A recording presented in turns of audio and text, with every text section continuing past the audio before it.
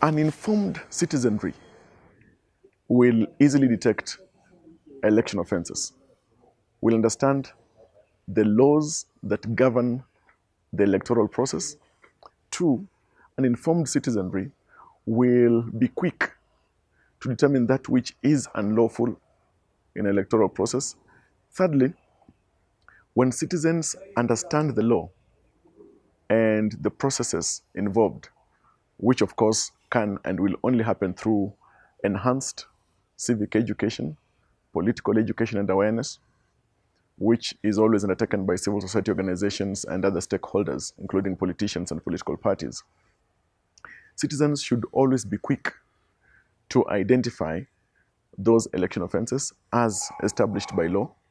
Secondly, they can work either through civil society organizations or work with various actors within the legal process to make sure that they record and file, whether there are petitions in court that indicate what kind of election offenses took place.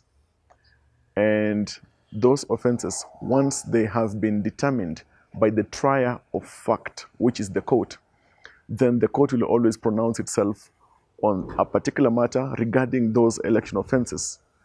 In Kenya, there is evidence enough of courts having overturned individuals who have been declared winners during an election because those individuals engaged in electoral malpractices.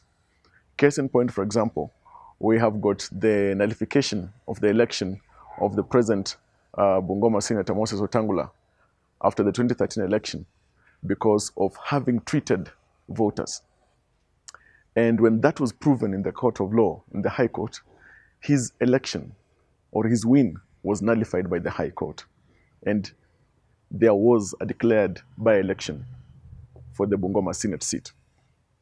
There is the one-time politician and minister, Musikari Kombo, whose election at one point was nullified by the High Court for having engaged or used what was termed as witchcraft and sorcery to, in the election process.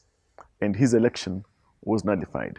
Various by-elections after the 2013 elections were called after the court determined that various leaders who had been declared winners in various constituencies and even wards had engaged in electoral or election offenses or malpractices, which one, the law could not condone, could not permit, because if we have to engage in clean democratic processes, then such processes must be bereft of election offenses. So citizens must, one, be very informed, be aware, not just on the general front, but understanding that which has been captured in law and even in the Constitution. Various actors can be very instrumental in creating an informed citizenry.